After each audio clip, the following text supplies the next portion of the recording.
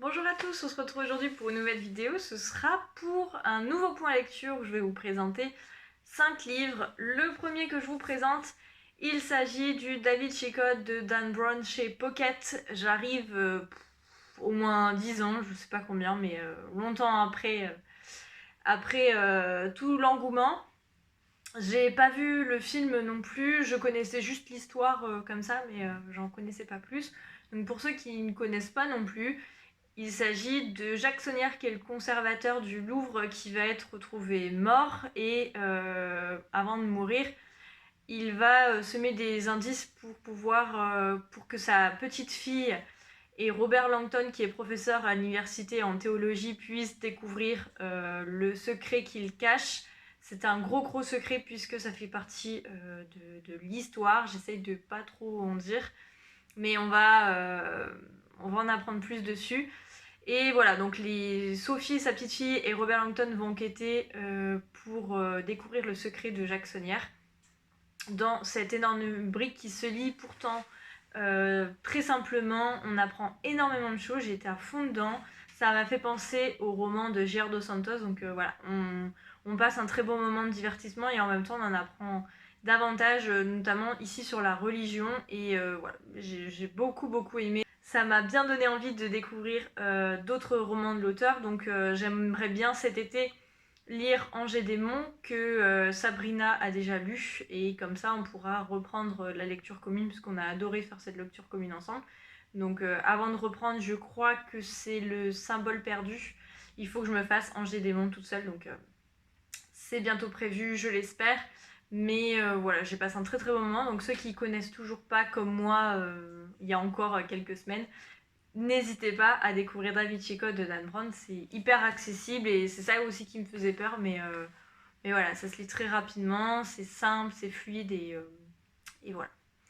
Ensuite, j'ai lu La fiancée de l'Amérique de Laetitia Rice chez Librinova, donc auto-édité grâce à la plateforme Librinova. C'est l'histoire de Violette, qui est une jeune Française résistante qui habite dans une ferme en Normandie lors de la Seconde Guerre mondiale. Et son grand-père est médecin et va soigner un soldat américain qui a été blessé. Et Violette va tomber amoureuse de Jack. Sauf que la guerre va se terminer, Jack va rentrer aux États-Unis et Violette est toujours autant amoureuse de lui, va tout faire pour aller le rejoindre aux États-Unis. Même si j'ai pas trop aimé ce qu'elle fait, ce qu'elle est prête à faire pour le retrouver, voilà. En tout cas, ça risque de fonctionner, donc on va la suivre là-dedans. Et ce que j'ai aimé, c'est qu'en plus de cette romance, on va beaucoup en apprendre sur les war brides, donc les femmes mariées pendant la guerre, puisque le Congrès américain va devoir adopter une loi pour affréter des navires spécifiques pour les femmes qui se sont mariées ou qui sont tombées amoureuses des Américains pendant la guerre, pour leur permettre de rejoindre leur mari ou leur fiancé en Amérique. Donc voilà, quand j'ai vu 100 000 femmes, j'étais hallucinée d'en apprendre, de savoir qu'il y avait autant de femmes qui étaient amoureuses des Américains, mais bon, pourquoi pas. Mais c'est vrai que c'est un événement dont j'en ai jamais entendu parler, alors que c'est quand même 100 000 femmes, c'est pas rien. Et donc rien que pour ça, c'est hyper intéressant. On sent l'auteur hyper bien documenté sur le sujet. Donc j'ai beaucoup aimé, les personnages sont hyper attachants. Ce roman est dense, il relate plusieurs décennies, puisque on commence pendant la Seconde Guerre mondiale et on va les suivre pendant des années. Et voilà, donc j'ai beaucoup aimé voir la guerre et l'après-guerre de tous les côtés, puisque Jack est américain, Violette et sa sœur sont françaises, et j'ai oublié, mais sa sœur s'est mise avec un Allemand, donc voilà, on apprend vraiment de tous les coins de la guerre, et voilà, j'ai beaucoup apprécié ce roman. Et je vous le recommande, notamment je pense à Amandine et Laure qui aiment beaucoup ce genre de roman, je pense que vous allez adorer. Donc c'est disponible sur le site de Librinova. Et voilà, n'hésitez pas à y aller, j'ai vraiment passé un très bon moment. Et moi qui n'ai pas très romance, j'ai beaucoup aimé ce roman parce que, comme je vous l'ai dit, il parle pas que de romans. Voilà, c'est une belle histoire d'amour et en même temps c'est un beau roman où on apprend davantage sur l'histoire. Ensuite, j'ai lu Il était deux fois de Franck Tillier chez Fleuve Noir. Ici, on va retrouver Gabriel qui est un gendarme à Sagas, qui est un petit village. Et Gabriel, sa fille va disparaître en 2008, donc sa fille s'appelle Julie. Et ils vont jamais la retrouver. Il va enquêter, mais encore plus plus désespérément, puisque c'est sa fille, donc c'est pas une enquête comme il peut le faire habituellement. Là, c'est quand même sa fille de 17 ans qui disparaît. Et au cours de son enquête, il va être amené à aller dans un hôtel donc, où il va réserver une chambre pour la nuit. Il est tellement épuisé qu'il s'écroule. Il se réveille pour lui le lendemain dans une autre chambre d'hôtel, et quand il va essayer d'aller voir à la réception, il ne comprend pas, puisque on n'est plus en 2008, on est en 2020, donc 12 ans de sa vie se sont passés et il n'a aucun souvenir. Pour lui, la veille, il s'est couché en 2008 où sa fille venait de disparaître. Donc voilà, il va essayer de savoir ce qui s'est passé pendant ces 12 ans, savoir aussi, parce qu'il est transformé physiquement, donc ce qui s'est passé, et il va reprendre l'enquête voilà, comme il peut pour essayer de retrouver sa fille. Je l'ai lu en 2 jours, malgré le pavé, puisque Franck Tillier souvent fait des livres de plus de 500 pages, mais j'étais à fond dedans, c'est hyper addictif, les personnages sont hyper bien décrits, les lieux aussi, enfin vraiment on a l'impression d'être au cœur de l'enquête avec Gabriel. Et j'ai beaucoup aimé, d'autant plus que Franck Tillier met toujours des indices, des énigmes, et du coup il faut essayer de lire entre les lignes pour essayer de résoudre les enquêtes. Et pour ça j'aime beaucoup. Je sais que ce sont des romans qu'on peut lire plusieurs fois et pour comprendre vraiment tout le cheminement de l'auteur. Et le point fort et l'originalité de ce roman, c'est que il a imbriqué l'histoire du manuscrit inachevé, donc son précédent one-shot, dans celui-ci. Et du coup, il y a des liens entre les deux qui, pour moi, m'ont donné envie de relire le manuscrit inachevé, parce que je l'ai lu à sa sortie à 2 ans, donc je me rappelle grossièrement de l'histoire, mais c'est vrai qu'il y a plein de détails que j'ai oubliés, 2 ans après, vu le nombre de livres que je lis par an, je peux pas tout me souvenir. Mais ça m'a pas gênée, et contrairement à ce que j'ai vu depuis sa sortie, parce que je l'ai lu avant sa sortie, mais depuis sa sortie, j'ai vu passer énormément de chroniques. Je trouve pas ça dommage que Fleuve n'a pas trop insisté là-dessus, parce que pour moi, il n'est pas 100% nécessaire de lire le manuscrit inachevé avant. Donc je sais qu'on n'est pas tous d'accord sur l'histoire, mais voilà, ça donne envie de le lire, ça donne envie de le relire, ça donne des indices, mais en fait le manuscrit inachevé retourne tellement le cerveau que quoi qu'il arrive, vous allez quand même aimer et être surpris. Donc si maintenant que vous le savez, parce que moi dans ma chronique du blog je voulais pas forcément en parler parce que je trouvais que c'était le point fort de cette histoire et vraiment ce qui m'a surpris et ce qui m'a encore plus donné envie de bouffer ce roman. Mais voilà, lui-même en a parlé dans une interview, les chroniqueurs en parlent tous, donc je suis obligée d'en parler aussi et de donner mon avis. Mais pour moi c'est vraiment le point fort, le retournement de situation qui a fait que waouh, comment il a fait, il a vraiment réussi à imbriquer les deux, à changer du coup son livre qu'il a écrit il y a 2 ans. Enfin, c'est tout ce remue-ménage, la perturbation, etc., qui est juste génial, parce qu'il n'y a pas beaucoup d'auteurs qui font ça.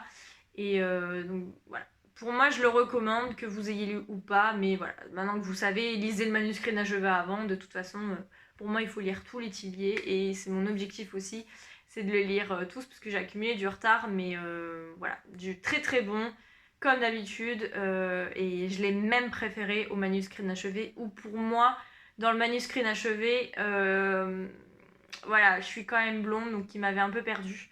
Mais celui-ci, j'ai surkiffé, donc n'hésitez pas à y aller.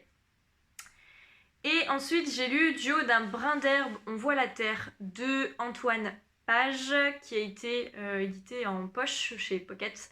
Ici, on va retrouver Arthur, qui a la trentaine, qui vit avec une femme qu'il aime, il a un boulot, etc. Il a plein de projets de vie. Et du jour au lendemain, il va se retrouver largué par sa copine, qui va lui laisser son chat qu'il déteste. Et il va démissionner, donc il va se retrouver complètement paumé dans sa vie. Il va quitter la région parisienne et aller s'installer à la campagne en espérant trouver un sens à sa vie, à son identité, à ce qu'il veut, etc. Et voilà, on va suivre Arthur dans ses péripéties. Ça correspond totalement, le fond de l'histoire correspond totalement à la 4ème de couverture. Donc en me lançant dans cette histoire, je m'attendais à de la légèreté, à passer un très bon moment de divertissement, à aussi avoir ce côté, pas développement personnel, mais ce côté réfléchir à sa vie, se poser sur qui on est, sur ce qu'on veut, etc. Et je trouve qu'en cette période, c'est encore plus important que d'habitude et j'aime bien de temps en temps lire des romans comme ça. Donc c'est pas le style que je lis tout le temps, mais c'est exactement ce qu'il me fallait à ce moment-là, après des lectures assez compliquées, assez denses. Je voulais quelque chose de léger, qui me fasse du bien, qui se lit rapidement, et ça a été complètement le cas avec ce livre, puisqu'il fait dans les 200 pages, il se lit très vite, on s'attache au personnage de Victor, et voilà, on a envie de savoir comment il va finir. Il y a des clichés quand même de ce côté contemporain feel good, mais c'est quand même assumé par l'auteur et c'est pas gênant parce que, comme je vous le dis en lisant le résumé, on s'attend à voir une histoire comme ça, donc pour moi ça m'a absolument pas gênée. Donc voilà, j'ai beaucoup aimé. Si vous aimez les contemporains avec de bons sentiments, etc., foncez parce que vous risquez d'aimer. Et ça fait des années que je vois passer les titres à rallonge des romans de cet auteur. Et j'étais intriguée, donc voilà, j'étais contente de le découvrir. Et je pense que si je tombe sur d'autres romans de l'auteur, je pourrais réessayer parce que j'ai trouvé la plume qui était très agréable. Et enfin, en lecture commune avec Sabrina, toujours, puisqu'on avait lu le Da Vinci Code ensemble, on a continué avec Le Tailleur de pierre de Camille Lackberg chez Actes Sud, dans leur collection Babel Noir, donc qui est la 3ème enquête de Erika Folk et Patrick Engström, dans le village de Falbacka en Suède. Petite parenthèse, mais c'est un petit village où, soi-disant, il se passe rien dans le fin fond de la Suède, et en fait... voilà, il y a quand même des meurtres assez régulièrement puisque l'auteur arrive à en faire des séries. Donc est-ce qu'à la fin de la série, il restera des habitants dans ce village? Je ne sais pas. Mais en tout cas, c'était la réflexion qu'on s'est faite et ça nous a fait sourire, mais bon. Parenthèse fermée. Ici, on se retrouve avec la disparition de Sarah, qui est une petite fille de 7 ans, qui va être retrouvée noyée. Et Patrick va enquêter là-dessus. On va aussi avoir des petits passages dans le passé qui au fur et à mesure vont avancer pour rejoindre l'enquête présente. Donc ça j'aime bien qu'on fait passé présent, même si les passages dans le passé, contrairement à d'habitude, m'ont moins happé jusqu'à la fin où j'ai compris pourquoi. Et là j'ai trouvé ça dingue. Mais c'est vrai que c'était des passages très très courts, ça faisait pas plus de 2-3 pages et voilà, c'était pas non plus hyper haletant. Il y a eu aussi pas mal de longueurs. Les longueurs que j'avais trouvées dans la Princesse de glace, j'en ai retrouvé là. J'avais absolument pas trouvé de longueur dans le Prédicateur. J'avais plus apprécié le 2e tome. Mais c'est vrai qu'ici, j'ai bien aimé l'enquête, j'aime bien les personnages, donc du coup ça me donne envie de découvrir la suite de la saga. Mais c'est vrai qu'à certains moments, je trouvais qu'on tournait en rond et on n'avançait pas, donc ça donnait pas envie de reprendre le roman. La preuve, Sabrina a été plus vite que moi, elle l'a fini 2-3 jours avant moi, et en fait, on a discuté, j'ai laissé mon roman de côté, j'ai continué de travailler, et c'est en préparant le point lecture de ce week-end où je me suis dit, bah en fait, je l'ai pas fini parce qu'il me reste une 50aine de pages, et dans ma tête, bah pour moi l'affaire était réglée, et du coup j'avais complètement zappé mon roman sur ma bibliothèque. Donc c'est pour dire que c'était un bon roman de divertissement. Quand j'étais dedans, voilà, j'ai apprécié ma lecture. Mais c'est pas le truc qui me donnait envie comme j'ai pu le faire avec Franck Tillier il y a 2-3 semaines. Là, voilà, c'est parce qu'on a fait une lecture commune où ça me motivait. Sinon, je pense qu'au vu du rythme professionnel actuel, je pense pas que je l'aurais lu comme ça aussi vite, même si j'ai mis quasiment 2 semaines du coup à le lire. Mais on verra ce que ça donne. En fait, j'ai très envie de lire le 5e tome qui est L'Enfant allemand, qui est apparemment le meilleur de la saga. Donc il nous reste un tome qui est L'Oiseau de mauvais augure que j'ai. Donc voilà, on verra cet été ou cet automne pour le lire. Mais peut-être cet automne, parce que vu la LC qu'on a cet été, on va peut-être se laisser du temps. Mais voilà, je trouve que c'est une saga policière assez divertissante. Là, le seul bémol, c'est que pour nous, on n'a pas assez vu Erika. Alors, je pense avoir trouvé la raison, ce que j'expliquais à Sabrina, mais voilà. Il nous faudrait que dans le prochain roman, on la voit un peu plus parce que c'est la saga Erika Folk et Patrick Ekstrom, et là, on la voit très très peu, donc voilà. Ça nous a manqué ce côté girl power. Mais voilà. C'est toujours agréable de faire une lecture commune avec Sabrina, donc on passe des bons moments. Même si en ce moment, je suis un peu à la traîne. Autant celui-ci, on était synchro, on a réussi à le lire quasiment en même temps.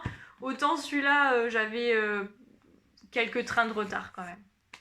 Voilà, c'est tout pour ce point lecture. J'espère que ça vous aura plu. J'en profite pour vous remercier puisque j'ai vu que cette semaine, on a dépassé les 1000 abonnés. Donc j'essaye de vous préparer quelque chose pour cet été, mais là en ce moment c'est compliqué. Mais promis, cet été, j'essaie de vous organiser un petit truc pour les 1000 abonnés. N'hésitez pas à me dire si vous avez le même avis ou pas que moi, notamment sur Il était deux fois, parce que je sais que les avis sont très divergents sur ce roman et je pense que c'est un des buts de l'auteur aussi, c'est de faire parler. La preuve, tout le monde parle de ce roman, donc côté marketing, on est parfait. Et puis le roman méconnu qu'il faut absolument découvrir pour moi, c'est La fiancée de l'Amérique de Laetitia Rice, que j'ai beaucoup aimé, donc n'hésitez pas à aller les découvrir. Je vous mets en barre d'infos les liens vers mes chroniques des 3 e-books que j'ai lus et que je vous ai présentés aujourd'hui si ça vous intéresse. En attendant, je vous laisse. Je vous dis à la semaine prochaine pour le book haul du printemps et je vous souhaite de très bonnes lectures. Ciao!